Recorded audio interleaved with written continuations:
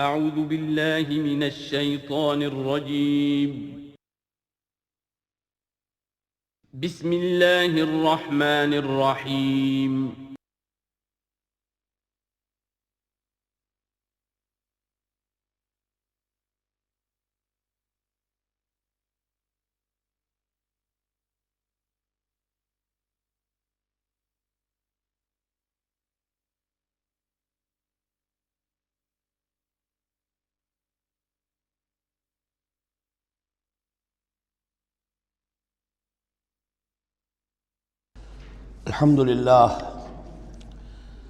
الحمدللہ وکفیٰ والصلاة والسلام علی عبادہ الذین اصطفیٰ خصوصاً علی افضلہم وخاتم النبیین محمد الامین وعلی آلہ وصحبہ اجمعین اما بعد فقد قال اللہ تبارک وتعالی کما ورد فی سورۃ النساء اعوذ باللہ من الشیطان الرجیم بسم اللہ الرحمن الرحیم یا ایہا الناس اتقوا ربکم الذی خلقکم من نفس واحدۃ وخلق منها زوجها وبث منہما رجالا کثیرا ونساء واتقوا اللہ الذی تساءلون به والارحام ان اللہ کان علیکم رقیبا صدق اللہ العظیم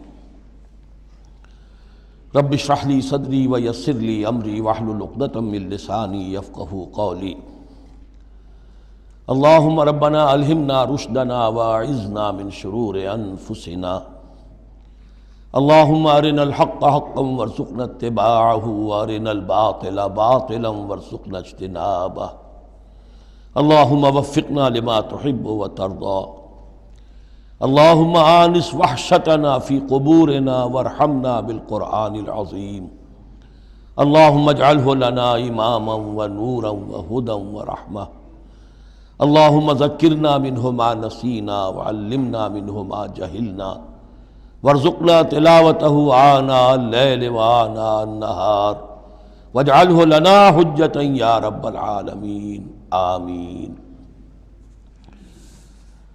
آج ہم اللہ کا نام لے کر سورہ نساء کا ترجمہ اور مختصر تشریح شروع کر رہے ہیں۔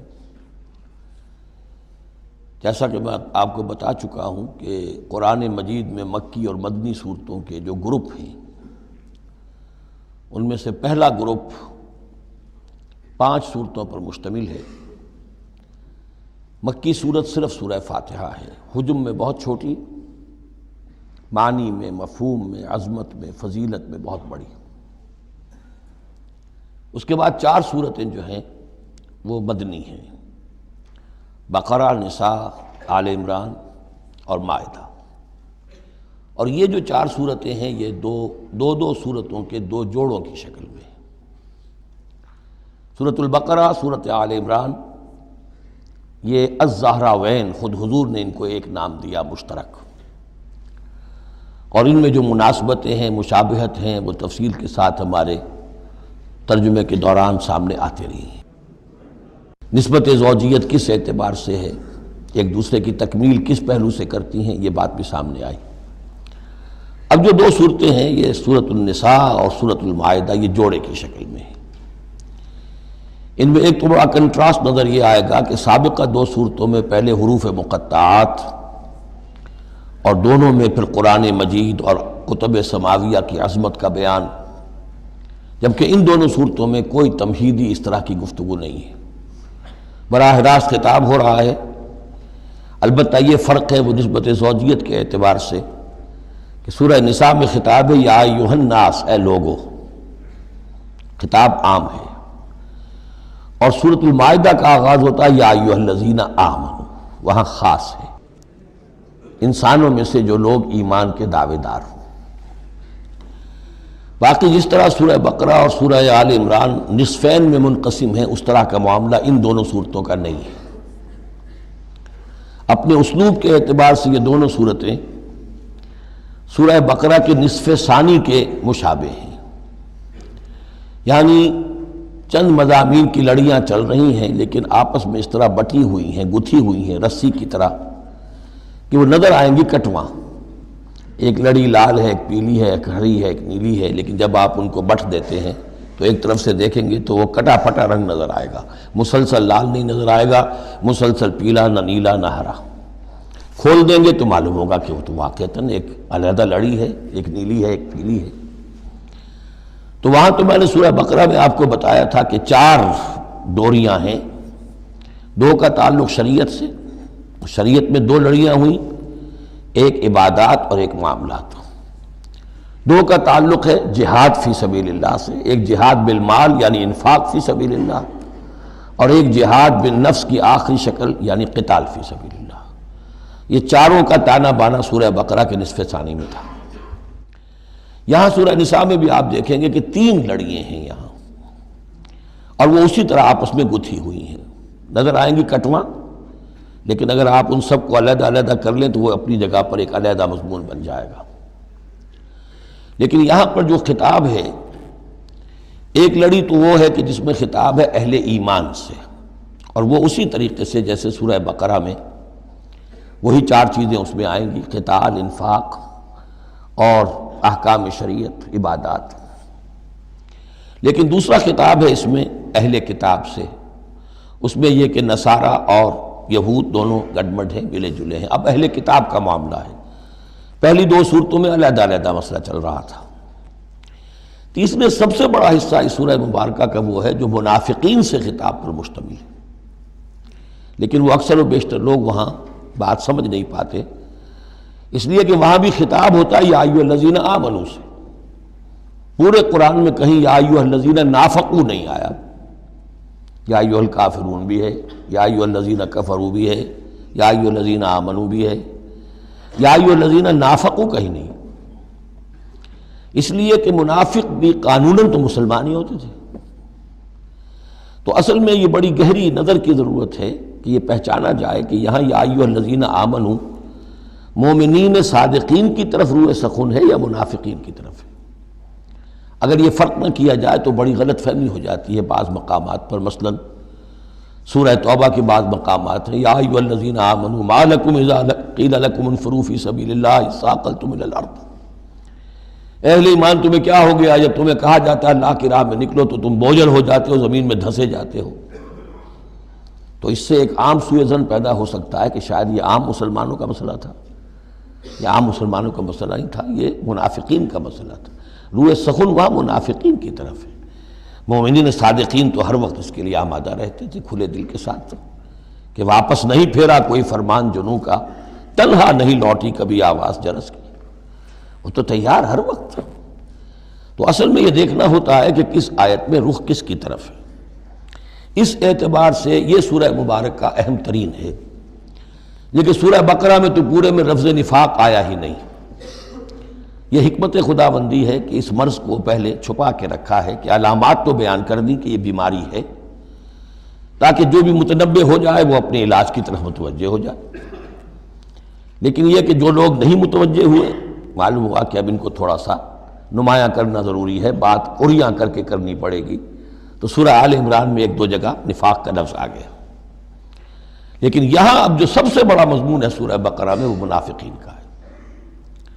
یوں سمجھیے کہ 176 جو اس کی آیات ہیں، اس میں سے 55 آیتیں ہیں کہ جن کا جو میرا تجزیہ ہے روح سخن ہے مومنین صادقین کی طرف، صرف 37 آیات ہیں کہ جن میں خطاب ہے اہل کتاب سے، یہود اور نصارہ سے مشترک طور پر، اور 84 آیات ہیں جن میں خطاب منافقین سے۔ لیکن وہی بات جو میں نے عرض کی کہ جہاں بھی ان سے بات ہوگی یا ایھا الذین آمنوا کے حوالے سے ہوگی، اس لیے کہ ایمان کے دعوے دار تو وہ بھی تھے۔ منافق تو وہی ہوتا ہے کہ جو دعویٰ کرتا ہے ایمان کا، چاہے وہ شعوری طور پر منافق ہو چاہے غیر شعوری طور پر منافق ہو، لیکن یہ کہ دعویٰ ایمان تو اس میں موجود ہوگا۔ سورہ نساء اور سورہ مائدہ کے مابین ایک فرق نوٹ کر لیجئے۔ انسانی تمدن میں سب سے بنیادی چیز جو ہے وہ ہے معاشرہ، اور معاشرے میں عورت اور مرد کا تعلق، اور نمبر 2 جو معاشرے میں کچھ کمزور طبقات ہوتے ہیں ان کے لحاظ کا خیال، ان کے حقوق کا لحاظ کرنا۔ یہ مضمون آپ کو ملے گا سورہ نساء میں۔ آئلی قوانین تفصیل سے آ چکے سورہ بقرہ میں، جو رشتہ جڑتا ہے ایک مرد و ایک عورت کے مابین ازدواج کا، جس سے کہ پھر خاندان وجود میں آتا ہے، تو وہ جو سب سے بنیادی یونٹ ہے معاشرے کا، اس کی جڑ بنیاد کا تو سارا تفصیل سے معاملہ آ چکا ہے سورہ بقرہ میں۔ سورہ آل عمران اس اعتبار سے منفرد ہے کہ اس میں شریعت کے احکام نہیں ہیں سوائے اس ایک حکم کے جو سود کے بارے میں آیا ہے، لا تاکلوا الربا اضعافا مضاعفا، کوئی اور احکام شریعت جو ہے اس میں نہیں ہے۔ لیکن یہاں اب آپ کو جو تمدن کی معاشرتی سطح کے اوپر خاص طور پر جو دبے ہوئے پسے ہوئے طبقات تھے اس معاشرے میں، ان کی ایمینسیپیشن، ان کو اوپر اٹھانا، ان کے حقوق کی طرف متوجہ کرنا، یہ آپ کو نظر آئے گا۔ پھر اس معاشرے کے اندر سیکس کا معاملہ، اگر سیکشول انارکی ہو تو تباہی پھیل جائے گی، تو اس میں ابتدائی اقدامات جو ہیں وہ اس صورت کے اندر آئے ہیں۔ سیکس ڈسپلن کیسے امپوز کرنا ہے مسلمانوں تمہیں اپنے معاشرے کے اندر، بے راہ روی سے کیسے ڈیل کرنا ہے۔ تو اس طریقے سے تمدن کی جو بنیادی جو منزل ہے اس پر گفتگو ہو رہی ہے۔ سورہ مائدہ میں جا کر پھر جو تمدن کی بلند ترین منزل ہے ریاست، اور یہ کہ پھر اعلیٰ سطح کے اوپر عدالتی نظام، چوری ڈاکہ وغیرہ کا سد باب، اس کے لیے کیا حدود ہیں، اس کے لیے کیا تعزیرات ہیں، یہ بھی آگے آئیں گی۔ باقی سورہ نساء میں جیسے ہے ویسے ہی سورہ مائدہ میں بھی اہل کتاب سے بھی آخری خطاب ہوگا۔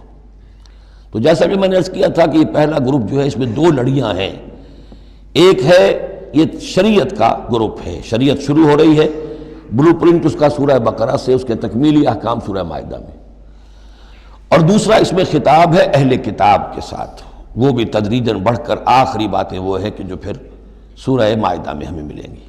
بس اتنی تمہید، اور اس میں بھی خاصا وقت صرف ہو گیا ہے۔ یا ایھا الناس اتقوا ربکم الذی خلقکم من نفس واحدۃ۔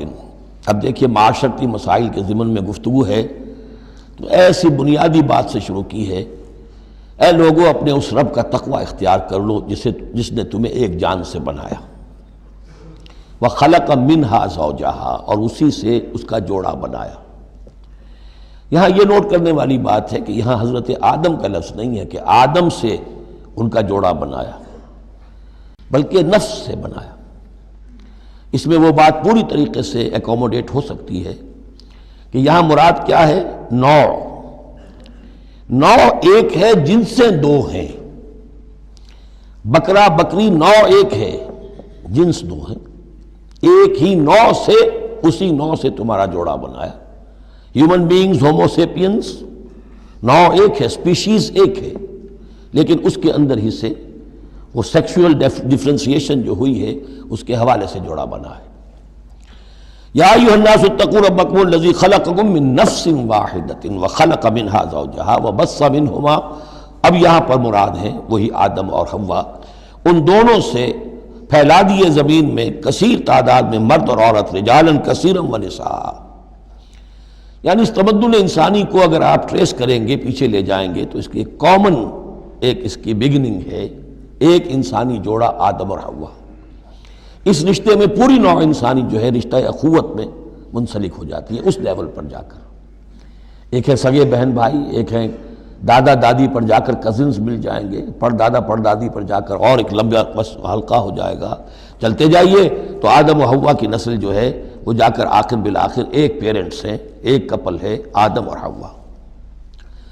واتقوا اللہ الذی تساءلون بہ والارحام، اور اس دیکھیے ایک ہی آیت میں دوسری مرتبہ پھر تقوی کا حکم، اور تقوی اختیار کرو اس اللہ کا جس کا تم ایک دوسرے کو واسطہ دیتے ہو۔ آپ کو معلوم ہے کہ دنیا میں فقیر بھی مانگتا ہے تو اللہ کے نام پر مانگتا ہے، اللہ کے واسطے مانگتا ہے، اور اکثر و بیشتر معاملات جو تمدنی ہوتے ہیں، گھریلو جھگڑے ہوں، ان کو بھی جب نمٹانا ہوتا ہے تو آخر کار کہنا پڑتا ہے کہ اللہ کا نام مانو اور تم یہ بات چھوڑ دو، اپنی اس ضد سے باز آ جاؤ۔ تو جہاں آخری اپیل کرنی ہے اللہ کے حوالے سے تو اس کا تقوی اختیار کرو، تو یہ جھگڑے ہوں گے ہی نہیں، اس کے احکام پر چلو۔ اس نے سوسائٹی کے مختلف طبقات کے حقوق معین کر دیے، مرد کے حقوق، عورت کے حقوق، رب المال کے حقوق، عامل کے حقوق، مضاربت ہے تو ایک وہ ہے کہ جس کا سرمایہ ہے اور ایک وہ ہے کہ جو کام کر رہا ہے، دونوں کے کیا حقوق ہیں، کیا اختیارات ہیں۔ اگر ان کی پیروی کی جائے، ان کی پابندی کی جائے تو جھگڑا نہیں ہوگا۔ والارحام، اور رحمی رشتوں کا لحاظ رکھو۔ یہ وہ رحمی رشتہ ہے جیسا کہ میں نے بتایا، والدہ پر جا کر بہن بھائی ایک ہو گئے، دادی پر جا کر ایک اور بڑی تعداد میں ایک ہو گئے، یہ رحمی رشتے ہیں۔ لیکن انہی رحمی رشتوں کو پھیلاتے چلے جائیے تو کل بنی آدم، اور جتنی بھی بنات حوا ہیں وہ سب ایک ہی نسل سے، ایک ہی باپ اور ایک ہی ماں کی اولاد ہیں۔ ان اللہ کان علیکم رقیبا، یقیناً اللہ تعالیٰ تم پر نگران ہے۔ یہ تقویٰ کی روح ہے۔ اگر یہ خیال رہے کہ میں کسی کی نگاہ میں ہوں، کوئی مجھے دیکھ رہا ہے، میرا ہر عمل اس کی نگاہ میں ہے، چھپا ہوا نہیں ہے، چاہے میں نے سب دروازے بند کر دیے، کھڑکیاں بند کر دیں اور پردے لگا دیے، سب کچھ ہو گیا، لیکن ایک آنکھ سے میں نہیں چھپ سکتا۔ ان اللہ کان علیکم رقیبا، اگر یہ مستحضر رہے تو پھر تقویٰ ہوگا، پھر اللہ کے حکم کی پابندی کی جائے گی۔ اب دیکھیے یہ حکمت نبوت ہے صلی اللہ علیہ وسلم، اس آیت کو حضور نے خطبہ نکاح میں شامل کیا، کیونکہ نکاح کا موقع کیا ہوتا ہے کہ ایک مرد ایک عورت کے درمیان پھر وہی رشتہ ازدواج قائم ہو رہا ہے، آدم کا ایک بیٹا، حوا کی ایک بیٹی، پھر اسی رشتے میں منسلک ہو رہے ہیں جس میں کہ آدم اور حوا تھے، جس طرح ان سے نسل پھیلی ہے اب ان سے آگے نسل بڑھے گی۔ لیکن یہ کہ اس پورے معاشرتی معاملے میں، خاندانی معاملات میں، عائلی معاملات میں، جیسے سورہ بقرہ میں ہم نے دیکھا کتنی مرتبہ واتقوا اللہ واتقوا اللہ واتقوا اللہ، تقویٰ نہیں ہوگا تو پھر خالی قانون جو ہے اس کے اندر وہ تاثیر نہیں ہوا کرتی۔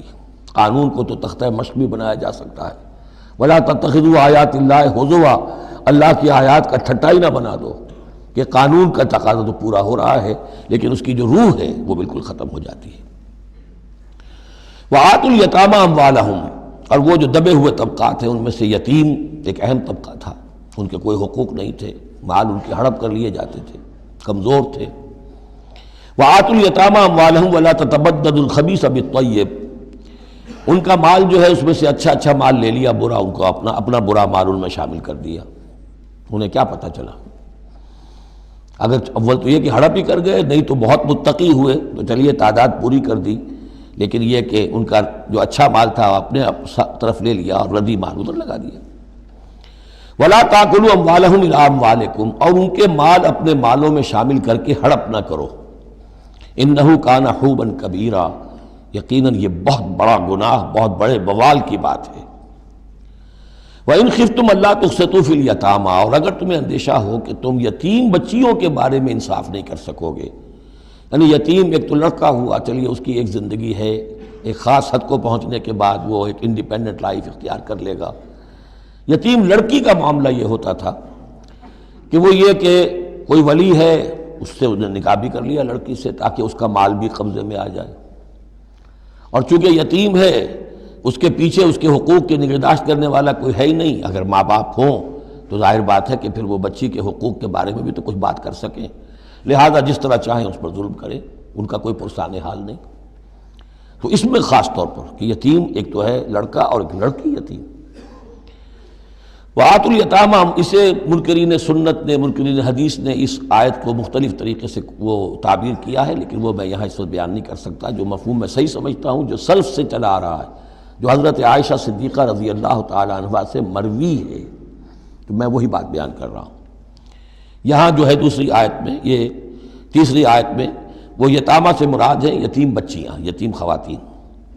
وَإِنْ خِفْتُمْ أَلَّا تُقْسِطُوا فِي الْيَتَامَىٰ فَانكِحُوا مَا طَابَ لَكُم مِّنَ النِّسَاءِ مَثْنَىٰ وَثُلَاثَ وَرُبَاعَ، تو پھر یہ ہے کہ تم ان یتیم بچیوں سے نکاح مت کرو، اور تمہیں جو پسند ہو، اگر ضرورت ہے دو دو تین تین چار چار کی حد تک تمہیں اجازت ہے، نکاح کر سکتے ہو۔ تعدد ازدواج کی یہی آیت قرآن مجید میں، لیکن یتیم بچیوں کے تم ولی بن کر کہیں اور ان کی شادی کرو تاکہ ان کے حقوق کے لیے پاسبان بن کر تم کھڑے ہو سکو، ورنہ یہ کہ تم نے انہیں اپنے گھروں میں ڈال لیا تو پھر ان کے حقوق کا کون ہوگا جو باز پرس کر سکے تم سے۔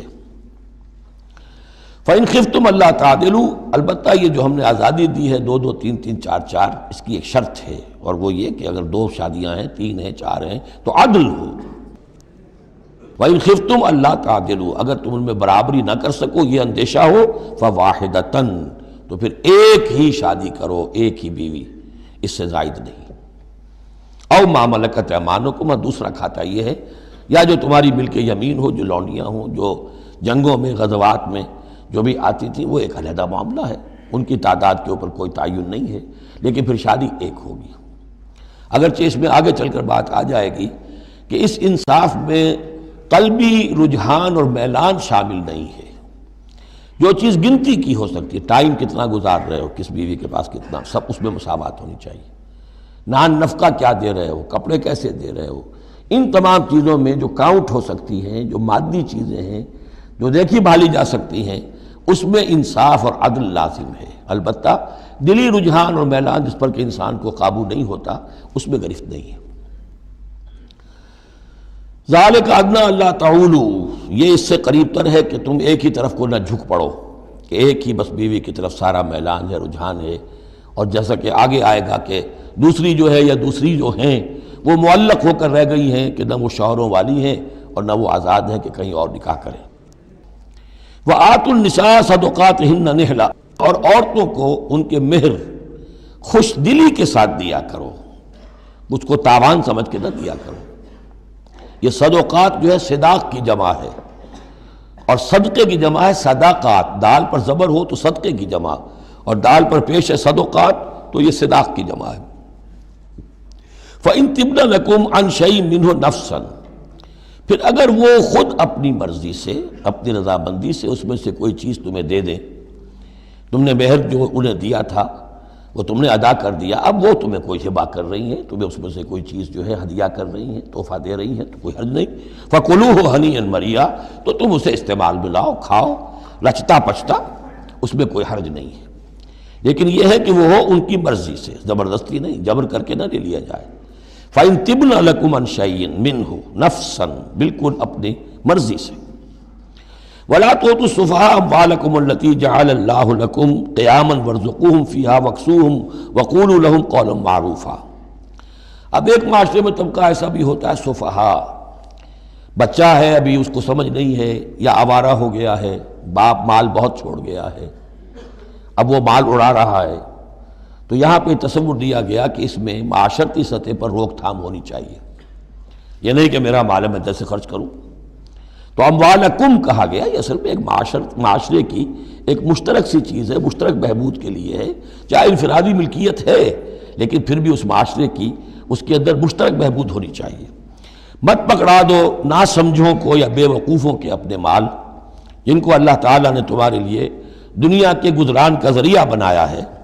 وَارْزُقُوهُمْ فِيهَا، ہاں انہیں رزق دیتے رہو اس میں سے، وَاكْسُوهُمْ کھلاتے رہو پلاتے رہو، وَقُولُوا لَهُمْ قَوْلًا مَّعْرُوفًا، اور ان سے بات کیا کرو البتہ نرم اچھے انداز میں۔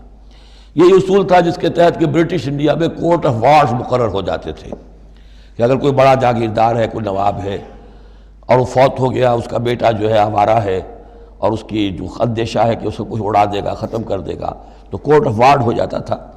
حکومت جو ہے وہ اس کا چارج لے لیتی تھی، اس کے لیے سالانہ اس میں سے، اس کی آمدنی میں سے وظیفہ ہوتا تھا، اس میں اپنا خرچ کرے، لیکن یہ ہے کہ باقی چیزیں جمع رہتی تھی تاکہ یہ ان کی آئندہ نسل کے کام آ سکے۔ وَابْتَلُوا الْيَتَامَىٰ حَتَّىٰ إِذَا بَلَغُوا النِّكَاحَ، اور یتیموں کی دیکھ بھال کرتے رہو، جانچ پرکھ کرتے رہو، دیکھتے رہو کہ ان کے اندر کبھی شعور پیدا ہو گیا یا نہیں۔ فَإِنْ آنَسْتُم مِّنْهُمْ رُشْدًا، تو جب تم دیکھو ان میں کہ اب یہ باشعور ہو گئے ہیں، سمجھدار ہو گئے ہیں، فَادْفَعُوا إِلَيْهِمْ أَمْوَالَهُمْ، تو ان کے اموال ان کے حوالے کر دو۔ وَلَا تَأْكُلُوهَا إِسْرَافًا وَبِدَارًا أَن يَكْبَرُوا، اور دیکھو اس مال کو کھانے کی کوشش نہ کرو، ہڑپ نہ کرو جلدی سے، کہ ایسا نہ ہو کہ بچے جوان ہو جائیں تو یہ مال تو دے ہی دینا ہے میں نے، تو اس سے پہلے جتنا بھی اس کو میں کھا جاؤں کھا لوں۔ وَمَنْ كَانَ غَنِيًّا فَلْيَسْتَعْفِفْ، اگر کوئی جو ولی ہے یتیم کا وہ غنی ہے، اللہ نے اسے خود دے رکھا ہے، کشائش ہے اس کے پاس، تو پھر اسے یتیم کے مال میں سے کچھ بھی لینے کا حق نہیں ہے، پھر اسے یتیم کے مال سے بچتے رہنا چاہیے۔ وَمَنْ كَانَ فَقِيرًا، اور اگر کوئی خود تنگ دست ہے، محتاج ہے، اب ظاہر بات ہے وہ یتیم کی کوئی نگہداشت بھی کر رہا ہے، اس کا کچھ وقت بھی اس پہ صرف ہو رہا ہے، تو فَلْيَأْكُلْ بِالْمَعْرُوفِ، تو معروف طریقے سے بھلے انداز میں، جو کہ معقول انداز ہو، اس میں سے اگر وہ یتیم کے مال میں سے کچھ کھا بھی لے تو کوئی حرج نہیں ہے۔ اسلام کی تعلیم بڑی فطری ہے، اس کے اندر وہ بندشیں نہیں ہیں کہ جو ان نیچرل ہوں، جن پر عمل کرنا ناممکن ہو جائے۔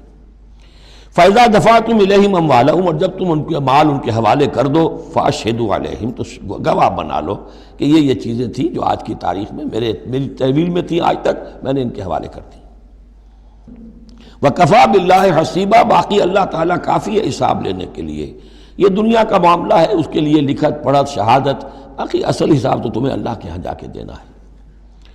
لِلرِّجَالِ نَصِيبٌ مِّمَّا تَرَكَ الْوَالِدَانِ وَالْأَقْرَبُونَ، مردوں کے لیے بھی حصہ ہے اس میں سے کہ جو ترکہ چھوڑا ہو، جو وراثت چھوڑی ہو والدین نے اور رشتہ داروں نے. وَلِلنِّسَاءِ نَصِيبٌ مِّمَّا تَرَكَ الْوَالِدَانِ وَالْأَقْرَبُونَ، اور عورتوں کا بھی حصہ ہے اس میں سے جو والدین کی وراثت ہے، جو انہوں نے ترک کیا ہے، ان کا ترکہ ہے، اور رشتہ داروں کا. یہاں پہلی مرتبہ اب عورت کو وراثت کا حق دیا جا رہا ہے، ورنہ عرب کے معاشرے میں عورت کا کوئی حق وراثت نہیں تھا. یہاں پہ فرمایا گیا کہ مما قل منہ او کثر، چاہے وہ وراثت تھوڑی ہو چاہے زیادہ ہو، قانون جو ہے اللہ کا اس کو اس کے اوپر پوری طور سے نافذ ہونا چاہیے.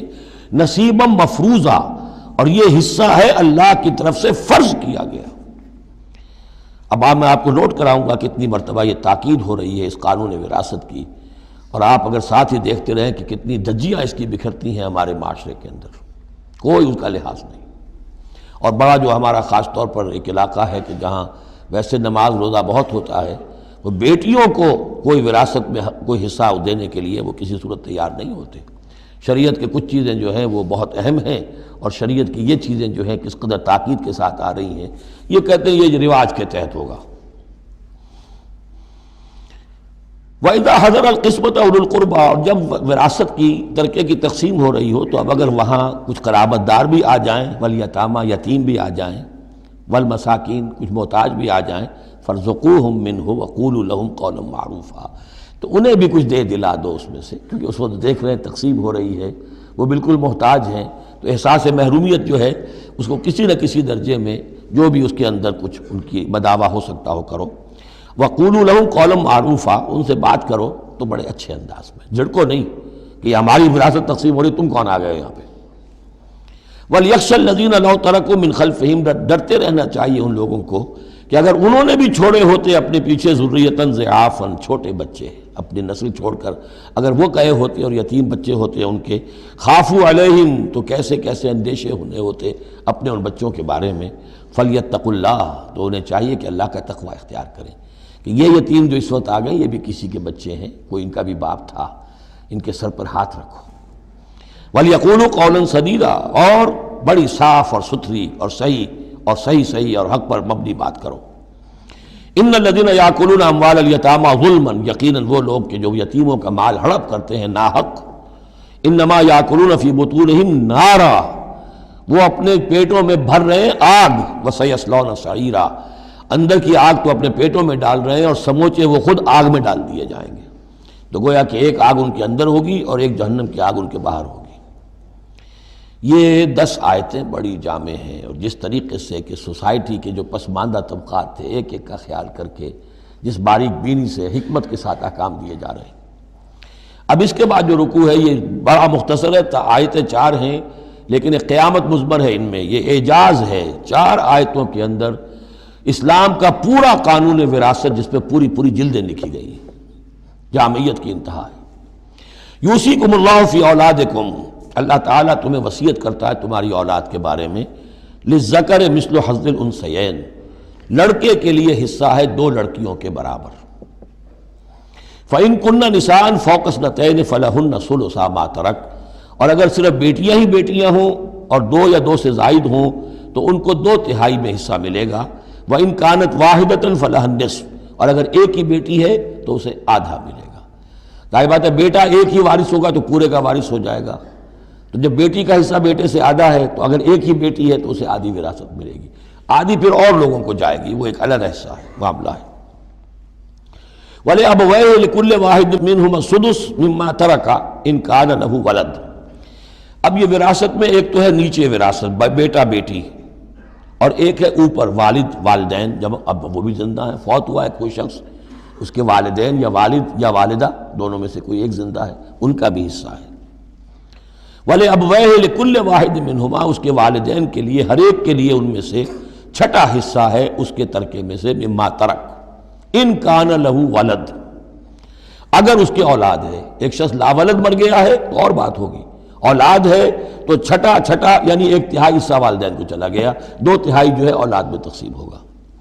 فَإِن لَّمْ يَكُن لَّهُ وَلَدٌ، اور اگر اس کی اولاد ہے ہی نہیں، لا ولد، فوت ہو رہا ہے، وَوَرِثَهُ أَبَوَاهُ، اور اس کے وارث اس کے والدین ہی ہیں، فَلِأُمِّهِ الثُّلُثُ، تو ماں کو 1/3 اور باپ کو 2/3، وہی وہ مرد کا باپ ماں سے مرد عورت سے دگنا ہو جائے گا۔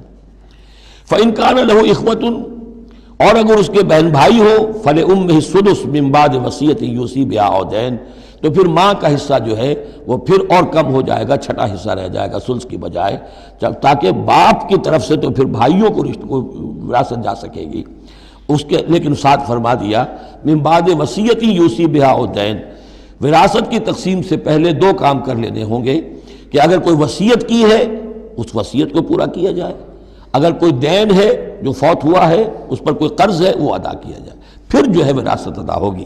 من بعد وصیت یوصی بہا او دین، آباؤکم و ابناؤکم لا تدرون ایہم اقرب لکم نفعا، تمہارے باپ یا تمہارے بیٹے تم نہیں جانتے کہ ان میں سے کون تمہارے لیے زیادہ نافع ہے، زیادہ قریب ہے نفع کے اعتبار سے۔ فریضۃ من اللہ، یہ تم اپنی عقلوں کو چھوڑو، اللہ کی طرف سے یہ فرض ہے، فریضۃ من اللہ۔ یعنی آدمی سمجھے میرے بوڑھے والدین ہیں، خام خواہ ان کے لیے حصہ کائے کو رکھ دیا ہے، کھا پی چکے، زندگی گزار چکے، وراثت تو ملنی چاہیے اولاد کو، بیٹا بیٹی کو، نہیں، اللہ کا حکم مانو۔ آباؤکم و ابناؤکم لا تدرون ایہم اقرب لکم نفعا فریضۃ من اللہ ان اللہ کان علیما حکیما، یقیناً اللہ تعالیٰ علیم اور حکیم ہے، اس کا کوئی حکم علم اور حکمت سے خالی نہیں۔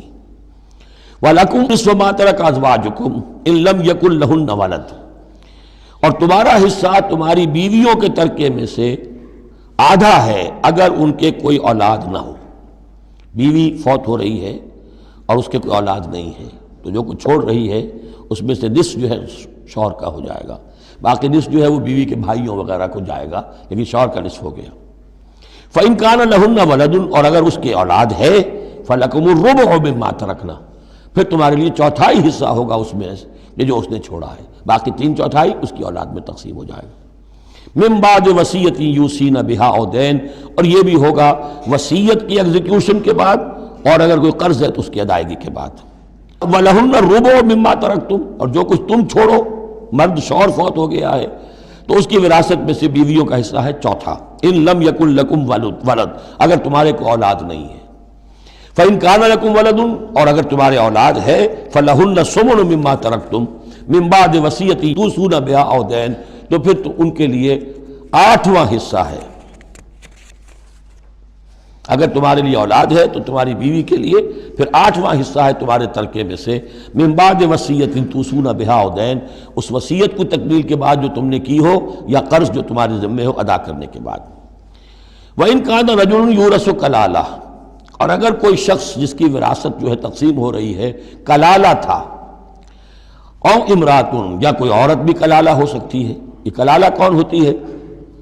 جس کے نہ تو والدین ہو نہ اولاد ہو، میت ہے، فوت شدہ مرد ہے یا عورت ہے، تو جو نہ تو ہے اوپر والدین میں سے کوئی اور نہ کوئی اولاد میں سے، وہ اس کو کلالہ کہتے ہیں۔ بہن بھائی ہیں، اب بہن بھائیوں میں جو تقسیم ہوگی وہ ایک تقسیم تو وہی ہے کہ جو حقیقی اور عینی اور اللاتی بہن بھائیوں میں ہوتی ہے، وہ تو ہے اسی طرح جیسے کہ اولاد کی ہے، لیکن یہاں خاص حکم دیا جا رہا ہے۔ عربوں میں اصل میں 3 قسم کے بہن بھائی ہوتے تھے۔ ایک عینی وہ ہے، باپ بھی وہی ہے مشترک، ماں بھی وہی ہے، جنہیں ہم حقیقی کہتے ہیں، ہمارے ہاں حقیقی بھائی حقیقی بہن، یعنی والدین دونوں مشترک ہیں۔ اللاتی کہ باپ ایک ہے اور مائیں جدا ہیں، لیکن عرب میں ان میں کوئی فرق نہیں تھا، وہ بھی حقیقی کہلاتے تھے۔ حکم جو ہے معاشرے کے اندر ان کے عینی اور اللاتی بہن بھائیوں کا ایک ہی تھا، کوئی فرق نہیں تھا۔ ان کے ہاں سوتیلا وہ کہلاتا تھا کہ ماں ایک ہو باپ اور ہو۔ ایک شخص کی اولاد تھی، وہ فوت ہو گیا، اب اس کی بیوی نے دوسری شادی کر لی ہے، اب اس سے بھی اولاد ہے، تو ماں تو ایک ہے، اولاد 2 ہیں، 2 باپ سے ہیں، وہ کہلاتے ہیں کہ جو اخیافی ہیں۔ ان کا حکم دے رہا ہے کہ اگر کوئی شخص مرا ہے وہ کلالہ ہے، چاہے وہ مرد ہے یا عورت ہے، وَلَهُ أَخٌ أَوْ أُخْتٌ، اس کی ایک بہن ہے یا ایک بھائی ہے، فَلِكُلِّ وَاحِدٍ مِّنْهُمَا السُّدُسُ، تو ان میں سے ہر ایک کے لیے 6واں حصہ ہے۔ فَإِن كَانُوا أَكْثَرَ مِن ذَلِكَ، اور اگر وہ اس سے زیادہ ہیں، فَهُمْ شُرَكَاءُ فِي الثُّلُثِ، پھر وہ 1/3 میں حصے دار رہیں گے۔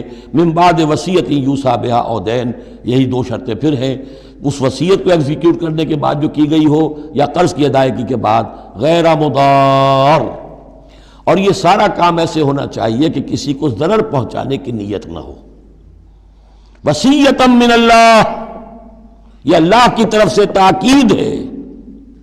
واللہ علیم حلیم، اللہ تعالیٰ سب کچھ جاننے والا، کمال حلم والا ہے۔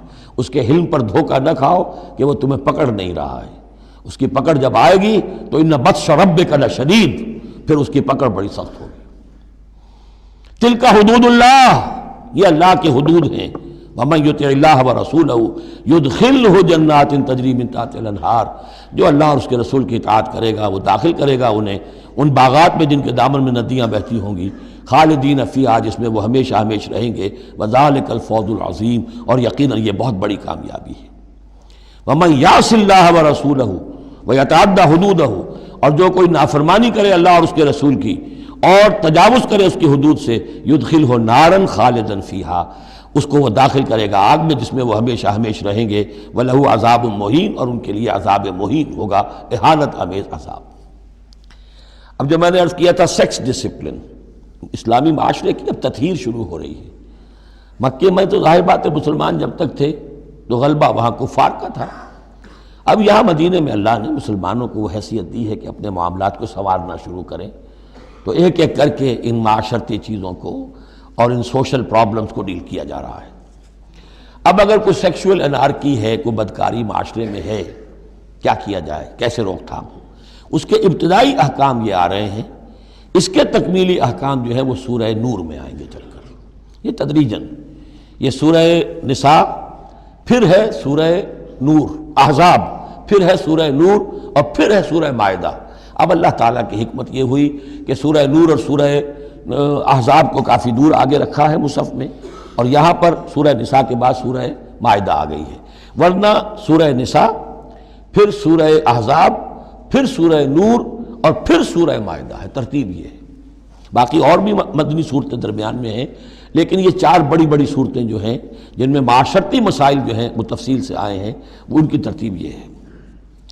واللاتی یاتین الفاحشۃ من نسائکم، اور وہ عورتیں تمہاری عورتوں میں سے جو کوئی کسی بے حیائی کا ارتکاب کریں، فاستشہدوا علیہن اربعۃ منکم، تو پھر گواہ بناؤ، گواہ لاؤ ان پر تم میں سے 4۔ اگر وہ گواہی دیں، فإن شہدوا، اگر گواہی دیں کہ ہاں اس عورت نے بدکاری کی ہے، فامسکوہن فی البیوت، تو پھر ان عورتوں کو گھروں میں بند کر دو، حتیٰ یتوفاہن الموت، یہاں تک کہ موت ان کو لے جائے، یتوفاہن الموت، موت ان کو لے جائے، موت ان کا قصہ پاک کرے، او یجعل اللہ لہن سبیلا، یا اللہ ان کے لیے کوئی اور راستہ نکال دے۔ وہ راستہ نکالنا ہے جو سزا کی پھر بعد میں نصاب آ گیا کہ اگر اس کو پھر سزا دے دی جائے، حد جاری کر دی جائے تو پھر آزاد ہو جائے گی، لیکن ابھی ابتدائی حکم ہے۔ یہاں معلوم ہوتا ہے کہ یہ ایسی لڑکیوں کا یا عورتوں کا تذکرہ ہے کہ جو مسلمانوں میں سے تھیں لیکن ان کا بدکاری کا معاملہ کسی یہودی سے ہو گیا ہو یا کسی ایسے شخص سے ہو گیا ہو جو ابھی مسلمان نہیں ہے، تو یہ ان کا یک طرفہ کہ ہے وہ کوئی مسلمان لڑکی یا خاتون جس کا معاملہ ہے، لیکن دوسرا جو پہلو ہے، دوسرا جو اس عمل کا جو شریک ہے وہ غیر مسلم ہے۔ واللذان یاتیانہا منکم، اور اگر وہ دونوں تمہیں میں سے ہوں، مرد بھی اور عورت بھی، فآذوہما، تو ان دونوں کو پھر اذیت دو، تکلیف دو، انہیں سزا دو۔ فإن تابا واصلحا، پھر اگر وہ توبہ کر لیں اور اصلاح کر لیں، فاعرضوا عنہما، تو ان کو چھوڑ دو۔ ان اللہ کان توابا رحیما، یقیناً اللہ تعالیٰ بہت توبہ کا قبول فرمانے والا اور رحیم ہے۔ یہ بالکل ابتدائی احکام ہیں، اسی لیے ان کی وضاحت میں، تفسیروں میں آپ کو بہت سے اقوال مل جائیں گے، اس لیے کہ اصل میں تو یہ پھر آخر میں جا کر یہ سب منسوخ شمار ہوں گے جبکہ حدود آ گئی پوری کی پوری، جیسے کہ وصیت کا وہ حکم جو سورہ بقرہ میں آیا تھا وہ اب ساقط ہو گیا جبکہ قانون وراثت آ گیا۔ اب وہ آیت آئی ہے کہ جو بہت بڑی حکمت کی آیت ہے، جس کا حوالہ اس سے پہلے بھی میں نے کبھی دیا ہے، انما التوبۃ علی اللہ للذین یعملون السوء بجہالۃ، اللہ کے ذمے ہے توبہ قبول کرنا ایسے لوگوں کی جو کوئی برا حرکت کر بیٹھتے ہیں جہالت اور نادانی میں، ثم یتوبون من قریب، پھر فوراً توبہ کرتے ہیں۔ یعنی اگر ایمان اندر ہے تو کسی وقت ایسا تو ہو گیا کہ کوئی خارجی اثرات اتنے پوٹنٹ ہو گئے یا نفس کے اندر ہیجان ایسا ہو گیا کہ آدمی کنٹرول نہیں کر سکا، لیکن جیسے ہی اس کے بعد ہوش میں آئے گا اس پر شدید پچھتاوا، شدید ندامت طاری ہو جائے گی۔ تو اس کے لیے یہ کہ وہ توبہ کرے تو اللہ تعالیٰ اس کی توبہ قبول فرمائے گا۔ فَأُولَٰئِکَ يَتُوبُ اللَّهُ عَلَيْهِمْ، تو اللہ تعالیٰ ایسے لوگوں کی توبہ قبول فرمائے گا۔ وَكَانَ اللَّهُ عَلِيمًا حَكِيمًا، اللہ تعالیٰ علیم اور حکیم ہے۔ وَلَيْسَتِ التَّوْبَةُ لِلَّذِينَ يَعْمَلُونَ السَّيِّئَاتِ، ایسے لوگوں کا کوئی حق نہیں ہے توبہ کا کہ جو اپنی برائی حرکتیں کرتے رہیں، حرام خوریاں کرتے رہیں، زندگی بھر عیش لڑاتے رہیں۔ حَتَّىٰ إِذَا حَضَرَ أَحَدَهُمُ الْمَوْتُ قَالَ إِنِّي تُبْتُ الْآنَ، یہاں تک کہ جب موت کا وقت آ جائے تو کہیں کہ اب میں توبہ کرتا ہوں۔ یہ توبہ نہیں ہے۔ وَلَلَّذِينَ يَمُوتُونَ وَهُمْ كُفَّارٌ، اسی پر قیاس کر لیجیے جو مر بھی گئے کفر کی حالت میں، ان کی توبہ کا کوئی سوال ہی نہیں۔ اولئک اعتدنا لهم عذابا الیما، ایسے لوگوں کے لیے تو ہم نے دردناک عذاب تیار کر رکھا ہے۔ یا ایھا الذین آمنوا لا یحل لکم ان ترثوا النساء کرہا، اہل ایمان تمہارے لیے جائز نہیں ہے کہ تم عورتوں کو زبردستی وراثت میں لے لو۔ یہ بھی اس عورتوں کے طبقے پر جو شدید ظلم ہوتا تھا، کیونکہ پالیگیمی عام تھی، ایک شخص ہے فوت ہوا ہے، 4 ہے، 5 بیویاں ہیں۔ اب فرض کیجئے کہ جو بیٹا ہے بڑا جو وارث بن گیا ہے، اب باقی اس کی حقیقی ماں تو ایک ہی ہے، باقی سوتیلی مائیں وہ ان کو وراثت میں لے لیتا تھا کہ میرے قبضے میں رہیں گی یہ، بلکہ ان سے شادیاں بھی کر لیتے تھے، بغیر شادی اپنے گھروں میں ڈالے رکھتے تھے، یا پھر یہ کہ اختیار اپنے ہاتھ میں رکھ کر ان کی شادی کہیں کرتے تھے تو خود مہر لیتے تھے۔ اس طرح کے معاملات کرتے تھے، عورتوں کے ساتھ یہ ظلم ہوتے تھے۔ یا ایھا الذین آمنوا لا یحل لکم ان ترثوا النساء کرہا، اہل ایمان تمہارے لیے جائز نہیں ہے کہ تم عورتوں کے وارث بن بیٹھو زبردستی۔ ولا تعضلوهن لتذهبوا ببعض ما آتيتموهن، اور نہ تمہارے لیے یہ جائز ہے کہ تم ان کا راستہ روک کے رکھو انہیں، تاکہ تم واپس لے لو ان سے جو کچھ کہ تم نے انہیں دیا ہے۔ اب نکاح کیا تھا اس وقت تو بڑے چاؤ تھے اور لاڈ تھے اور کیا کیا دے دیا تھا، اور اب جو ہے اس سے وہ واپس ہتھیانے کے لیے طرح طرح کے ہتھ کنڈے استعمال ہو رہے ہیں، انہیں تنگ کیا جا رہا ہے، ٹارچر کیا جا رہا ہے، ذہنی طور پر تکلیف پہنچائی جا رہی ہے۔ الا یاتینا بفاحشۃ مبینہ، ہاں اگر کسی سے صریح جو ہے حرام کاری کا فعل سرزد ہو گیا، اس پر کچھ زیادتی کی جائے، اسے کچھ سزا دی جائے، جیسے کہ اوپر آ چکا ہے فعذوہما، اس وقت تو اجازت ہے۔ اس کے بغیر جو ہے کسی کے اوپر زیادتی کرنا، خاص طور پر اگر نیت یہ ہے کہ میں اس سے اپنا مہر واپس لے لوں۔ وعاشروہن بالمعروف، دیکھو عورتوں کے ساتھ معاشرت اختیار کرو، رہو سہو معروف طریقے پر، بھلے طریقے پر، اچھے طریقے پر، نیکی اور راستی کے ساتھ۔ فَإِن كَرِهْتُمُوهُنَّ فَعَسَىٰ أَن تَكْرَهُوا شَيْئًا وَيَجْعَلُ اللَّهُ فِيهِ خَيْرًا كَثِيرًا، تو اور اگر تمہیں کسی وجہ سے اب وہ ناپسند ہو گئی ہے، انہیں پسند نہیں کرتے تم، تو ہو سکتا ہے کہ کسی شے کو تم ناپسند کرو، درا حال ہے کہ اللہ نے اسی میں تمہارے لیے خیر کثیر رکھ دیا۔ پتہ نہیں ایک عورت جو ہے کسی ایک اعتبار سے آپ کے دل سے اتر گئی ہے، طبیعت کا میلان نہیں رہا ہے، اس میں اور کون کون سی خوبیاں ہیں، کس اعتبار سے آپ کے لیے وہ خیر کا ذریعہ بنتی ہے، تو اللہ کے حوالے کرو اس معاملے کو، لیکن ان کے ساتھ رکھو معاشرت صحیح، ان کے حقوق ادا کرتے ہوئے۔ ہاں اگر معاملہ ایسا ہو گیا ہے کہ ساتھ رہنا ممکن نہیں ہے تو طلاق کا راستہ کھلا ہے، شریعت اسلامی نے اس میں کوئی تنگی نہیں رکھی ہے، یہ کرسچینٹی کی طرح کا کوئی غیر معقول نظام نہیں ہے کہ طلاق ہو ہی نہیں سکتی، وہاں یہ ہے کہ طلاق کا راستہ کھلا ہے۔ وَإِنْ أَرَدْتُمْ اسْتِبْدَالَ زَوْجٍ مَكَانَ زَوْجٍ، اور اگر تم نے فیصلہ ہی کر لیا ہو کہ ایک بیوی کی جگہ کوئی دوسری بیوی لانی ہے، وَآتَيْتُمْ إِحْدَاهُنَّ قِنْطَارًا، اور ان میں سے کسی ایک کو تم نے ڈھیروں مال دیا ہو، فَلَا تَأْخُذُوهُ مِنْهُ شَيْئًا فَلَا تَأْخُذُوا مِنْهُ شَيْئًا، اس میں سے کوئی شے واپس نہیں لے سکتے، جو مہر دیا تھا وہ ان کا ہے، اب اس میں سے کچھ واپس نہیں لے سکتے۔ أَتَأْخُذُونَهُ بُهْتَانًا وَإِثْمًا مُبِينًا، کیا تم لوگے وہ مہر واپس ان سے ناحق اور صریح گناہ کے طور پر؟ وَكَيْفَ تَأْخُذُونَهُ، اور کچھ عقل کے ناخن لو، کچھ شعور اور کچھ شرافت کا ثبوت دو، کیسے ان سے وہ مال تم واپس لینا چاہتے ہو؟ وَقَدْ أَفْضَىٰ بَعْضُكُمْ إِلَىٰ بَعْضٍ، جبکہ تم ایک دوسرے سے مل چکے ہو، تمہارے مابین انتہائی قریبی رشتہ جو بھی ہو سکتا ہے دنیا کا وہ قائم ہو چکا ہے۔ وَأَخَذْنَ مِنْكُمْ مِيثَاقًا غَلِيظًا، اور وہ تم سے بہت گہرا قول و قرار لے چکی تھی۔ اب قول و قرار ہوتا ہے نکاح کے وقت، اس میں ذمہ داری لیتا ہے مرد، وہ بھی ایک کانٹریکٹ ہے۔ وَلَا تَنكِحُوا مَا نَكَحَ آبَاؤُكُم مِّنَ النِّسَاءِ إِلَّا مَا قَدْ سَلَفَ، اور جو تمہارے آباء نے تمہارے باپوں نے جن سے نکاح کیا ہو ان سے تم نکاح مت کرو. جو میں نے کہا تھا نا کہ جو سوتیلی مائیں ہوتی تھیں ان کو وہ اپنے نکاح کر کے گھر میں ڈال دیا یا بغیر نکاح کے ڈال دیا. یہ نکاح وہاں بھی اس معاشرے میں بھی اس کو کہتے تھے نکاح مقت، بہت ہی برا نکاح ہے. فطرت انسانی تو اباح کرتی ہے لیکن رواج ان کا تھا. یہاں قرآن مجید نے آ کر اس کا جو ہے سختی کے ساتھ سدباب کیا. وَلَا تَنكِحُوا مَا نَكَحَ آبَاؤُكُمْ، جن عورتوں سے نکاح کیا ہو تمہارے باپوں نے ان سے نکاح نہ کرو. مِنَ النِّسَاءِ إِلَّا مَا قَدْ سَلَفَ، سوائے اس کے کہ جو ہو چکا. إِنَّهُ كَانَ فَاحِشَةً وَمَقْتًا، یقیناً یہ بڑی بے حیائی کی بات ہے اور اللہ تعالیٰ کے غضب کو بھڑکانے والی ہے. وَسَاءَ سَبِيلًا، اور بہت ہی برا راستہ ہے. اب یہ طویل آیت آ رہی ہے جس میں محرمات ابدیہ کا بیان ہے کہ کن رشتوں میں نکاح کا معاملہ نہیں ہو سکتا. ایک مرد کن کن اپنی خواتین رشتہ داروں سے شادی نہیں کر سکتا. حرمت علیکم امہاتکم، حرام کر دی گئی تم پر تمہاری مائیں. نمبر 1 وبناتکم، تمہاری بیٹیاں. واخواتکم، اور تمہاری بہنیں. وعماتکم، اور تمہاری پھوپھیاں. وخالاتکم، اور تمہاری خالائیں. وبنات الاخ، اور بھائی کی بیٹیاں یعنی بھتیجیاں. وبنات الاخت، اور بہن کی بیٹیاں یعنی بھانجیاں. وامہاتکم اللاتی ارضعنکم، اور تمہاری وہ مائیں جنہوں نے تمہیں دودھ پلایا ہے. واخواتکم من الرضاعۃ، اور تمہاری دودھ پلانے والیوں کی بیٹیاں کہ جو تمہارے اب بہن بن گئی ہیں رضاعی. وامہات نسائکم، اور تمہاری بیویوں کی مائیں یعنی ساس جن کو ہم کہتے ہیں خوش دامن. وربائکم اللاتی فی حجورکم، اور اگر وہ کہ جو ربیبہ ہوں جو تمہارے ہاں پلی بڑھی ہوں. من نسائکم اللاتی دخلتم بہن، ربیبہ ربیب اس کو کہتے ہیں کہ ایک عورت کے پہلے کوئی اولاد تھی، آپ نے ان سے شادی کی ہے تو وہ اولاد بھی ساتھ لے آئی ہے. اب وہ آپ کی بیٹے بیٹیاں ہی ہو گئی آپ کی، لیکن وہ آپ کے حقیقی بیٹے بیٹیاں نہیں، ربیب کہلاتے، ربیب اور ربیبہ.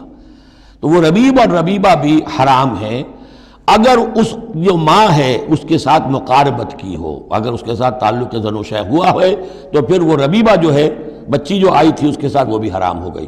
لیکن اگر کسی وجہ سے بغیر اس کے کہ ان کے ساتھ کوئی جنسی تعلق ہو، طلاق ہو جائے تو پھر اس ربیبہ کے ساتھ نکاح ہو سکتا ہے. وَرَبَائِبُكُمُ اللَّاتِي فِي حُجُورِكُم مِّن نِّسَائِكُمُ اللَّاتِي دَخَلْتُم بِهِنَّ، جن سے تم نے صحبت کی ہو ان کی جو بیٹیاں ہیں سابقہ شوہروں سے وہ حرام ہیں. فَإِن لَّمْ تَكُونُوا دَخَلْتُم بِهِنَّ، اور اگر تم نے ان سے صحبت نہ کی ہو فَلَا جُنَاحَ عَلَيْكُمْ، تو پھر کوئی حرج نہیں ہے. وَحَلَائِلُ أَبْنَائِكُمْ، اور تمہارے بیٹوں کی عورتیں یعنی بیٹوں کی بیویاں، بہو جن کو ہم کہتے ہیں تمہاری بہویں. الذین من اصلابکم، لیکن بیٹے وہ جو تمہارے اپنے صلب سے ہوں، اپنے صلبی بیٹے، منہ بولے بیٹے کا معاملہ نہیں ہے. وَأَن تَجْمَعُوا بَيْنَ الْأُخْتَيْنِ، اور یہ بھی تم پر حرام کیا گیا ہمیشہ کے لیے کہ بیک وقت دو بہنوں کو جمع کرو ایک نکاح میں. الا ما قد سلف، سوائے اس کے کہ جو ہو چکا. ان اللہ کان غفور الرحیم، یقیناً اللہ غفور الرحیم. جو ہو گیا پہلے کا، اس کو تو گڑے مردے اکھاڑے نہیں جا سکتے، لیکن آئندہ کے لیے یہ محرمات ابدیہ ہیں. اس میں حضور نے اضافہ کیا ہے کہ دو بہنوں کو بھی ایک وقت نکاح میں نہیں رکھ سکتے، اسی طرح خالہ بھانجی کو بھی نکاح میں نہیں رکھ سکتے، اور پھپھی بھتیجی کو بھی نکاح میں نہیں رکھ سکتے. یہ محرمات ابدیہ ہیں کہ جن کے ساتھ کسی حال میں کسی وقت شادی نہیں ہو سکتی. اب ہیں وہ محرمات جو عارضی ہیں. والمحصنات من النساء، وہ عورتیں جو کسی اور کے نکاح میں ہیں. اب یہ اس وجہ سے کہ وہ اس کے نکاح میں ہیں آپ پر حرام ہے.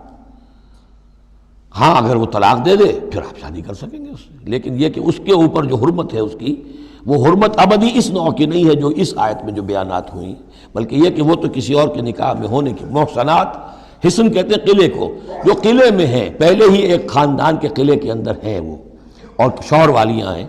الا ما ملکت ایمانکم، سوائے یہ کہ ان میں سے کوئی تمہارے ہاں کنیز بن کر آ جائے. اب ظاہر بات ہے جنگ ہوئی ہے، وہ عورتیں جو ہیں مشرک مردوں کی بیویاں ہیں، وہ لونڈیاں بن کے آ گئی ہیں، تو اگرچہ وہ بیویاں ہیں مشرکوں کی، محسنات ہیں اس معنی میں، لیکن وہ لونڈی کی حیثیت سے آپ کے لیے جائز ہوں گی. کتاب اللہ علیکم، یہ اللہ کی کتاب ہے، حکم ہے، فرض ہے تمہارے اوپر. وَأُحِلَّ لَكُم مَّا وَرَاءَ ذَلِكُم، اب اس کے علاوہ تمہارے لیے تمام عورتیں حلال ہیں. تو آپ نے دیکھا کہ کتنی تھوڑی سی تعداد میں عورتیں ہوئیں کہ جن سے نکاح حرام ہوا، باقی کثیر تعداد. یعنی مباحات کا دائرہ بہت وسیع ہے، محرمات کا دائرہ بہت محدود ہے. ان تبتغوا باموالکم، لیکن یہ کہ اس کے لیے نکاح ہوگا مہر دے کر، اموال کے ساتھ تم اس میں نکاح کرو۔ محسنین، نیت ہو گھر میں بسانے کی، قلعے میں لانے کی، غیر مسافہین، صرف مستی نکالنے کی نہیں، یعنی یہ جو ہے اس کو ایک کھیل اور ہابی نہ بنا لو، گھر میں آباد کرنے کی نیت ہو، اس سے شادی کی جائے۔ مَسْتَمْتَعْتُمْ بِهِ مِنْهُنَّ فَآتُوهُنَّ أُجُورَهُنَّ، تو جو بھی تم نے ان سے استفادہ کیا ہے تو انہیں ان کے مہر جو ہے مقرر ہوئے ہیں، فریضۃً، وہ دو۔ وَلَا جُنَاحَ عَلَيْكُمْ فِي مَا تَرَاضَيْتُمْ بِهِ مِنْ بَعْدِ الْفَرِيضَةِ، اور اس میں کوئی حرج نہیں ہے کہ کسی مہر کے مقرر ہونے کے بعد اگر باہمی رضامندی سے اس میں کوئی کمی بیشی ہو جائے۔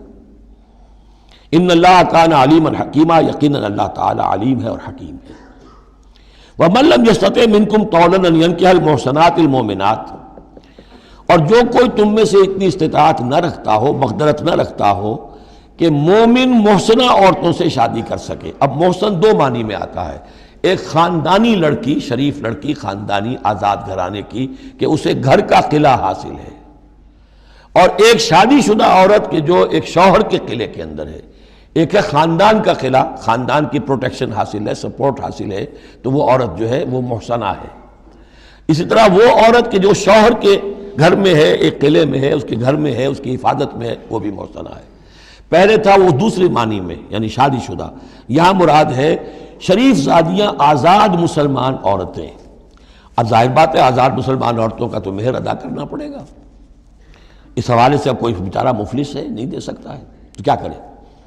وَمَن لَّمْ يَسْتَطِعْ مِنكُمْ طَوْلًا أَن يَنكِحَ الْمُحْصَنَاتِ الْمُؤْمِنَاتِ فَمِمَّا مَلَكَتْ أَيْمَانُكُمْ، تو جو لونیاں ہیں ان سے نکاح کر لو، مِن فَتَيَاتِكُمُ الْمُؤْمِنَاتِ، جو تمہاری مومن جو لونیاں ہوں، فَأَنكِحُوا وَاللَّهُ أَعْلَمُ بِإِيمَانِكُمْ، باقی یہ کہ کون مومن ہے اور نہیں ہے یہ اللہ بہتر جانتا ہے۔ مراد یہ ہے کہ جو بھی قانونی اعتبار سے مسلمان ہیں، جس کے تم ایک دوسرے کو مسلمان سمجھتے ہو، بعضکم من بعض، تم سب ایک دوسرے ہی میں سے ہو، فَأَنكِحُوهُنَّ بِإِذْنِ أَهْلِهِنَّ، تو ان سے تم نکاح کرو ان کے مالکوں کی اجازت سے۔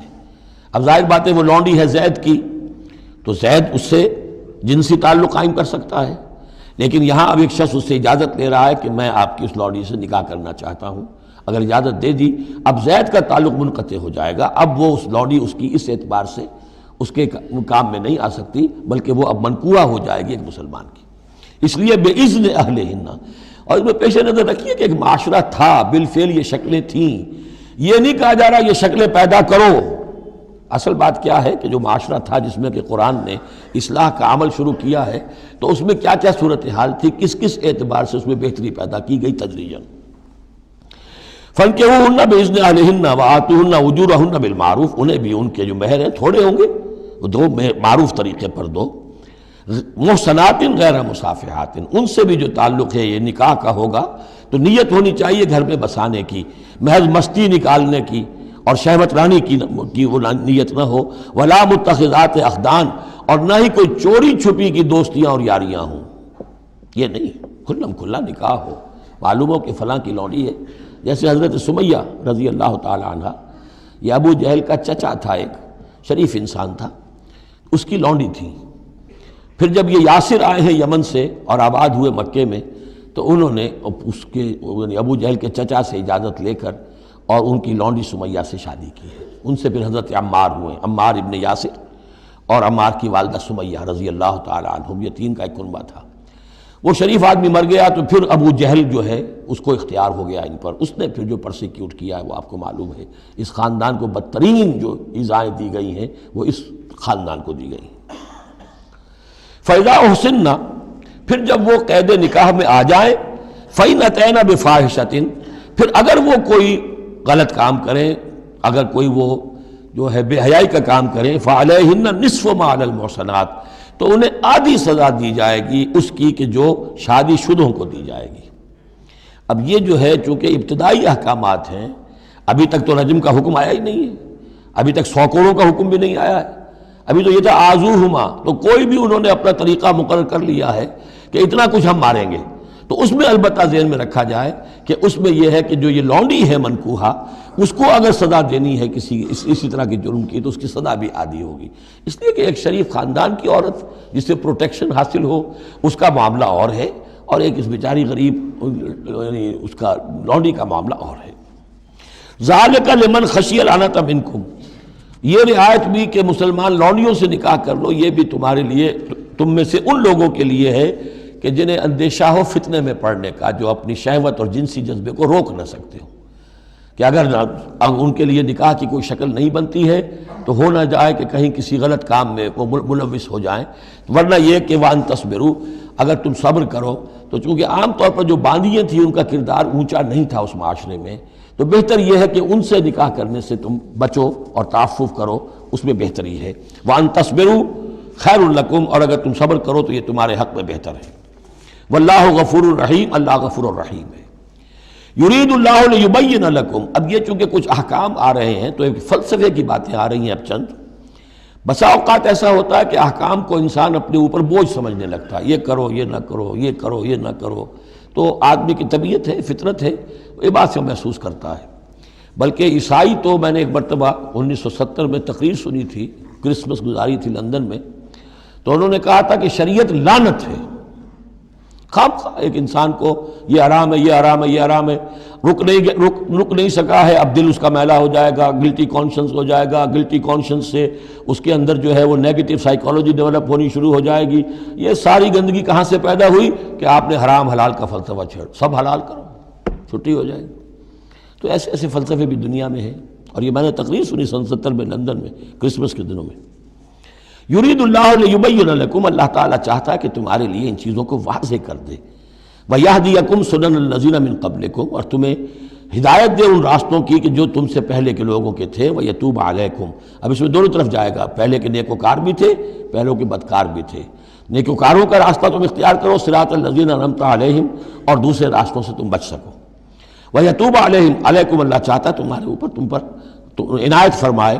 واللہ علیم الحکیم، اللہ تعالیٰ سب کچھ جاننے والا، کمال حکمت والا ہے۔ واللہ یرید ان یتوب علیکم، دوبارہ پھر وہی، اللہ چاہتا ہے تم پر مہربانی فرمائے۔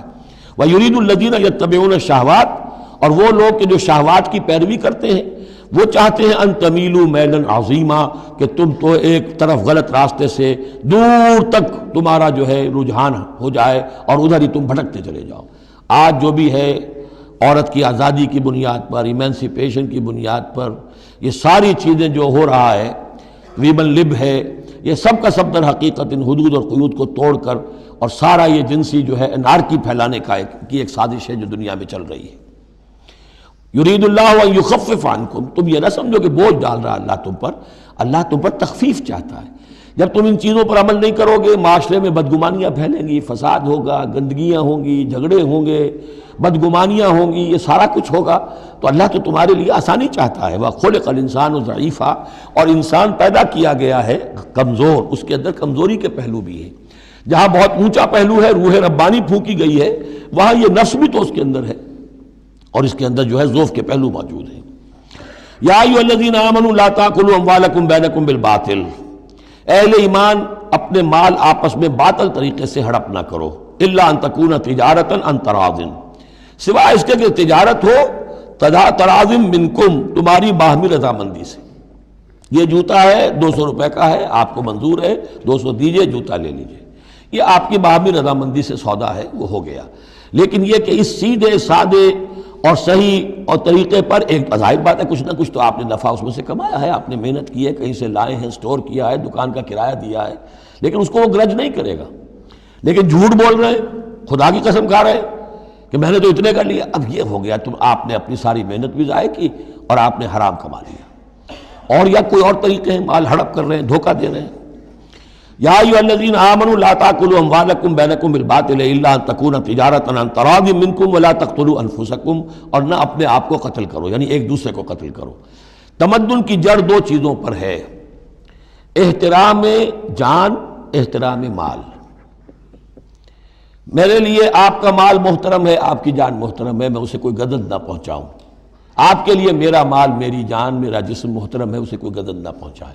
اگر تو یہ جنٹل مین ایگریمنٹ ہمارا چلتا ہے، تب تو ہم ایک معاشرے میں رہ سکتے ہیں، ایک ملک میں رہ سکتے ہیں، اور اس میں اطمینان ہوگا، سکون ہوگا، چین ہوگا۔ اور جہاں یہ دونوں احترام ختم ہو گئے، جان کا نہ مال کا، تو ظاہر بات ہے کہ پھر وہاں سکون کہاں سے آئے گا، اطمینان کہاں سے آئے گا، چین کہاں سے آئے گا۔ ولا تقتلوا انفسکم ان اللہ کان بکم رحیما، یقیناً اللہ تعالی تم پر بہت ہی مہربان ہے. ومن یفعل ذلک عدوانا وظلما، اور جو کوئی بھی یہ کام کرے گا، دو کام، چوری اور دھوکہ اور قتل نفس، ظلماً اور عدوانا تعدی کے ساتھ، ظلم کے ساتھ، فسوف نصلیہ نارا، تو اسے تو ہم جھونک دیں گے آگ میں. وکان ذلک علی اللہ یسیرا، اور یہ چیز اللہ پر بہت آسان ہے. یہ نہ سمجھنا کہ کیا اللہ تعالیٰ تمام نوع انسانی کو جہنم میں جھونک دے گا، یہ اللہ کے لیے بہت آسان ہے. بارک اللہ لی ولکم فی القرآن العظیم ونفعنی وإیاکم بالآیات والذکر الحکیم.